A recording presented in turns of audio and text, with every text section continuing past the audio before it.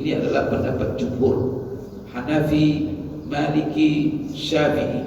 Mereka semua mengatakan membaca bismillah itu di awal wudu hukumnya sunat. Apa yang menjadi dalil mereka bahwa disunatkan membaca bismillah? Ini adalah hadis yang diriwayatkan oleh Imam Tirmizi. Dan tidak sah wudu ini, dan tidak sah wudu bagi orang yang tidak menyebut nama Allah, yang tak membaca bismillah. Hadis inilah yang dijadikan oleh Imam Ahmad bin Hanbal sebagai dasar membaca bismillah di awal wudu hukumnya wajib. Bismillahirrahmanirrahim. Yang dijelaskan Rasulullah SAW masalah membaca bismillah ketika mau berwudu. Apakah kita baca bismillah sebelum berwudu atau tidak? Di sini Bapak Ibu sekalian, berbeda pendapat ulama dalam masalah membaca bismillah ketika hendak berwudu. Ada dua pendapat di situ. Pertama, bahwa membaca bismillah ketika memulai berwudu itu Bapak Ibu sekalian hukumnya adalah sunat. Artinya kalau dibaca bismillah berpahala kita. Kalau tak dibaca di awal wudu, bismillah, wudu tetap sah. Cuma hilang dari kita bonus pahala, tidak dapat pahala kita. Nah, siapa yang mengatakan ini? Ini adalah pendapat jumhur Hanafi, Maliki, Syafi'i. Mereka semua mengatakan membaca bismillah itu di awal wudu hukumnya sunat. Di sini Bapak Ibu sekalian, apa yang menjadi dalil mereka bahwa disunatkan membaca bismillah? Ini adalah hadis yang diriwayatkan oleh Imam Tirmizi. Apa kata Rasulullah SAW? Yang diriwayatkan oleh Ibnu Mas'ud, qala man tawadda'a wa dzakara ismallahi alaihi kana tahuran li jami'i badanihi wa man tawadda'a wa lam yazkur ismallahi kana tahuran lima asaba min badanihi. Ini Bapak Ibu ya, jadi dengarkan di sini. Siapa kata Rasulullah yang berwudu lalu dia menyebut nama Allah di awal wudunya, maka wudunya itu membersihkan semua badannya. Tapi kalau seandainya dia berwudu tidak baca bismillah, itu hanya membersihkan anggota wudunya saja. Maka kita mau membersihkan semua, sedikit yang kita bersihkan tapi dihitung semua. Bagaimana caranya? Baca bismillah. Nah, tapi kalau tidak baca bismillah langsung wudu, maka Bapak Ibu sekalian, itu hanya membersihkan anggota wudu yang dibasuhnya saja. Membersihkan ini bagaimana? Ya, semua dalam bentuk membersihkan, termasuklah karena dalam hadis yang lain Rasulullah SAW mengatakan siapa yang berwudu lalu menyempurnakan wudunya, maka gugurlah bersama air wudunya. Jadi gugurlah dosa-dosanya bersamaan dengan tetesan air wudunya. Nah, barangkali maknanya Bapak Ibu, kalau dia baca bismillah maka seluruh anggotanya, dosa seluruh anggotanya. Tapi kalau tidak baca bismillah, cuma dosa anggota wudunya saja. Anggota wudu kan tangan, dosa tangan, dosa mata, dosa mulut, dosa hidung. Kalau dia mencuci hidungnya dengan masukkan ke dalam hidung, kumur-kumur telinga, maka tak masuk semuanya badannya. Tapi kalau di awal dengan bismillah, semuanya menjadi bersih. Kemudian kalau seandainya lupa kita, jadi ini fatwa ulama jumhur, apabila yang berwudu lupa membaca bismillah di awal, kemudian di pertengahan dia ingat, maka tetap dibaca. Tetap ya, yang lupa di awal, di pertengahan ingat, maka ketika ingat langsung dibaca bismillah, supaya wuduknya tidak suci daripada nama Allah. Baik, ada ulama di perbandingan ini yang mengatakan bahwa membaca bismillah di awal wudu itu hukumnya wajib. Jadi dua aja pendapatnya. Pertama mengatakan sunat, berpahala membaca, kalau tinggalkan tidak masalah, tidak ada dosa dan tidak mempengaruhi kepada keabsahan wudu. Tapi ada ulama mengatakan bahwa membaca bismillah di awal wudu itu wajib. Cuman apa konsekuensi wajib ini? Maka mereka membedakan antara rukun dan wajib. Kalau rukun yang tinggal, batal wudu. Tapi kalau yang wajib tinggal, wudu tidak batal. Cuman dia berdoa. Jadi ada ulama yang berfatwa siapa tidak membaca bismillah di awal wudu, berdosa dia. Karena dia meninggalkan perintah yang wajib. Siapa yang katakan ini? Imam Ahmad bin Hanbal, mazhab Hanbali. Maka coba Bapak Ibu, kalau ada nanti ustaz ngaji sama ibu membaca bismillah di wudu wajib, nah itu berarti dia sudah pindah mazhab Hanbali. Maka bilang jangan dipaksa-paksa Pak Ustaz, Ustaz Hanbali berarti ya. Kami Syafi'i, bagi kami membaca bismillah itu cuma sunnah. Nah itu tuh. Coba Bapak Ibu kan resah kalau kita Bapak Ibu mendengar wajib itu tidak berdosa. Kita dari awal dulu tidak ada apa. Bismillah itu sunat wudu, bukan rukun, wajib. Itu dia kita pelajari karena kita mazhab Syafi'i. Ada datang Ustaz, mazhab apa Pak Ustaz? Tidak, ini bukan tidak pakai mazhab ini. Ini semuanya sunnah. Cuma tingkatan sunnah di dalam hukum, apakah dia mandub atau dia wajib? Artinya sifatnya anjuran atau sifatnya mengikat. Kalau mengikat dosa, maka di sini Bapak Ibu sekalian, kata Imam Ahmad, mazhab Hanbali wajib. Yang wajib di situ hanya membaca bismillah kadarnya itu. Kalau dia tambah Ar-Rahmanir Rahim, ya silakan. Tapi yang wajib itu kadarnya membaca bismillah, langsung dia berwudu. Apa dalil mereka? Tidak. Mereka mengatakan mengistimbatkan Bapak Ibu sekalian hukum ini tidak pakai, bukannya dikira tidak pakai dalil. Hukum itu semuanya ditetapkan oleh ulama didasarkan kepada dalil.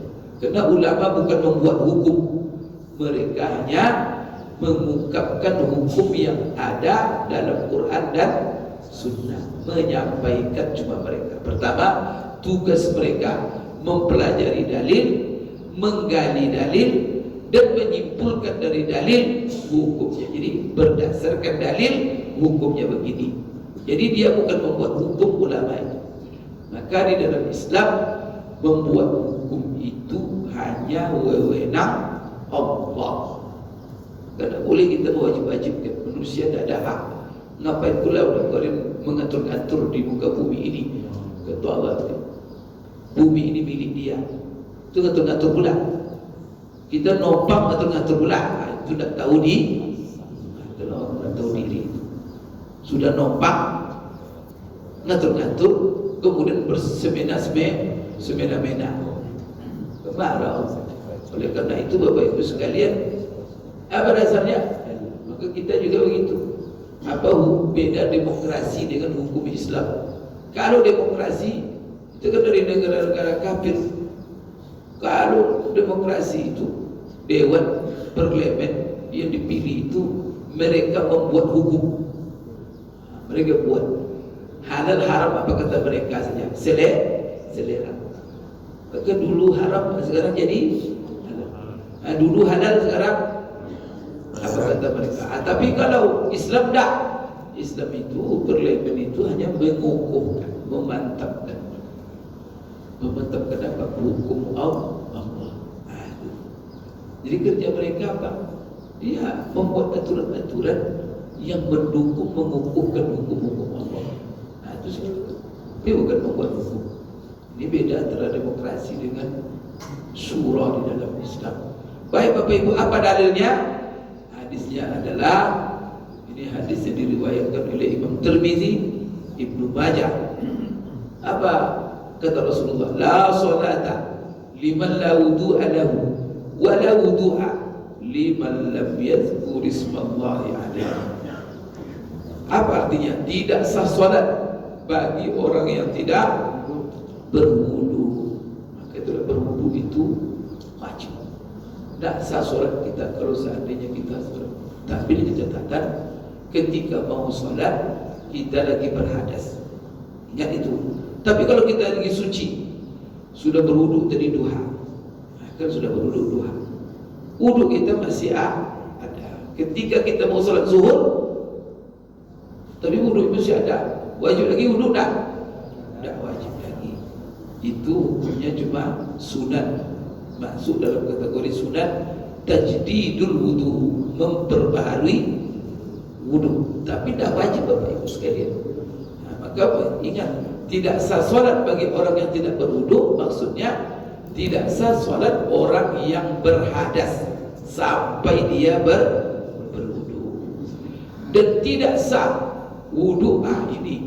Dan tidak sah wudu bagi orang yang tidak menyebut nama Allah, yang tak membaca bismillah. Hadis inilah yang dijadikan oleh Imam Ahmad bin Hanbal sebagai dasar. Membaca bismillah di awal wudu hukumnya wajib.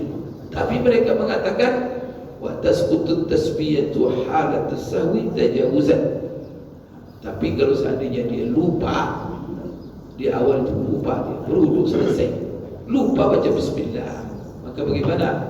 Fatwa ulama Hambali, gugur bismillah itu dari dia. Artinya tak masalah kalau lupa. Berarti yang bermasalah kalau ingat. Kalau dia ingat, kalau disengaja tinggalkannya, maka wudunya bisa batal. Kalau seandainya. Tapi ada pula katakan tidak batal, cuma dia berdosa. Tapi kalau lupa, maka tidak ada masalah. Ini berdasarkan hadis tajawazallah an ummatil khata'a wa nisyana wa mastukrihu alaih. Allah memaafkan apa yang timbul dari manusia itu 3 perkara. Kalau ada 3 perkara yang muncul dari sikap kita, maka Allah maafkan. Pertama, karena tersalah, tidak sengaja, maka itu Allah maafkan. Namanya ada orang berkata-kata yang kotor tapi tidak sengaja. Yang kedua, karena lupa. Yang ketiga, karena terpaksa, maka tidak ada dosa. Kebanyakan orang terpaksa, tapi tidak semua paksa Pak. Bahaya nanti paksa bunuh orang. Itu apa bunuh? Maka Bapak bilang tak berdosa. Dasarnya hadis tajawaza ummati al-khata'. Inna Allah tajawaza an ummati al-khata' wal nisyan wa mastukrihu alaih. Sesungguhnya Allah memaafkan dari umatku seluruh yang salah, seluruh yang lupa, seluruh yang lipat. Dipaksa bunuh orang, pakainya hadis dibunuhnya orang. Jadi ikut. Jadi kalau bapak banyak dikasih bapak pistol, kepala bapak Zurino, kau bunuh dia, banyak keterangan. Kalau sudah masalah, kalau situasi perang kawan, dipaksa kita bunuh orang atau tidak? Terpaksa nih kalau dibunuh kita. Bapak bunuh tidak? Bunuh tidak? Bunuh. Bapak Ibu, haram membunuhnya. Yang bunuh bapak kan bukan dia, orang lain. Dipaksa kita. Kan biasa dalam ini, mohon Bapak Ibu, banyak terjadi seperti apa di Palestina. Di Palestina itu banyak terjadi Pak. Tentara Israel itu kurang hajar, sudah dirampok rumah sudah dihancurkan, ditangkap pula ibu, bapak, anak, di penjara karena disuruh anak membunuh ibu. Belum lagi ini kerja penjajah. Ya, hati-hati dengan penjajah. coba gimana itu? Nah, maka kalau kita disuruh dipaksa orang untuk membunuh seseorang, maka Bapak Ibu haram kita melakukannya walaupun terpaksa. Nah, kenapa? Karena hak hidup itu sama. Sama hak hidup itu. Kenapa kita bunuh dia? Dia berhak hidup, saya juga berhak hidup. Nah, maka apa? Tak boleh kita membunuhnya. Kenapa? Karena kamu tidak lebih berhak hidup dari dia. Ya sudah, terima saja. Jangan membunuh sekalipun kita dibunuh. Oh, itu penting. Bapak Ibu sekalian ya, tidak lurus begitu saja hadis dipahami itu berbahaya nanti. Maka ini pakai. Karena masalahnya, kalau hadis ini saja dipahami, tidak kita baca yang lain, nanti bertentangan. Maka di sini ada hal-hal yang kita terpaksa kita boleh, yang khususnya tidak merugikan orang lain.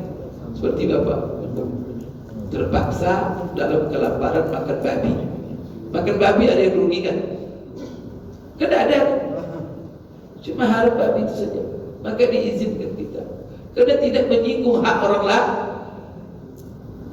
Maka itulah saya, kalau menyinggung hak orang lain, gawat Bapak Ibu, tidak boleh. Dipaksa ibu maunya menerima sogok, ibu lakukan, ibu terima sogok itu, jangan diterima. Ini kadang tidak dipaksa pun dicari sogok itu. Lebih parah pun. Kadang-kadang diminta-minta pula. Dipaksa saja tak boleh diterima. Kenapa? Karena berhubungan dengan hak orang lain. Ya Bapak Ibu ya, seperti ini perwakilan presiden. Ada yang berhak jadi presiden, itu dipaksa, jangan mau.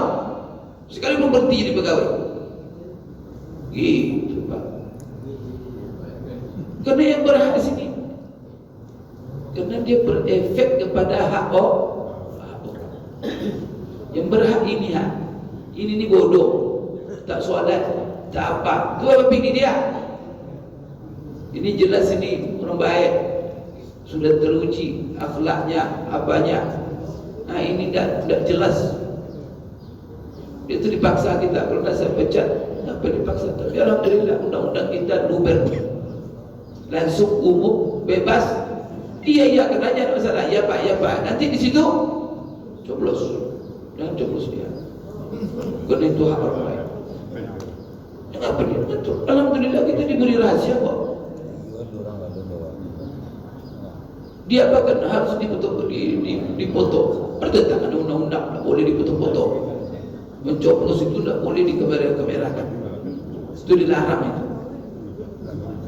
Maka itu Bapak Ibu sekalian ya, setiap paksaan yang berhubungan dengan orang lain, ingat, jangan mau. Kenapa? Itu berhubungan dengan hak orang kita nanti akan itu. Bapak Ibu sekalian, wa in tarakaha 'amdan lam tasih taharatuh. Menurut Imam Ahmad bin Hanbal, apabila dia tinggalkan sengaja bismillah di awal wudunya tidak sah. Bagaimana kalau dengan orang bisu Pak Ustaz? Apakah baca bismillah juga? Ini dibahas. Kalau dia bisu tidak pandai baca bismillah, bagaimana? Tidak sah wudunya. Maka dia hanya memberi isyarat dengan bismillah saja. Dan itu sudah sah.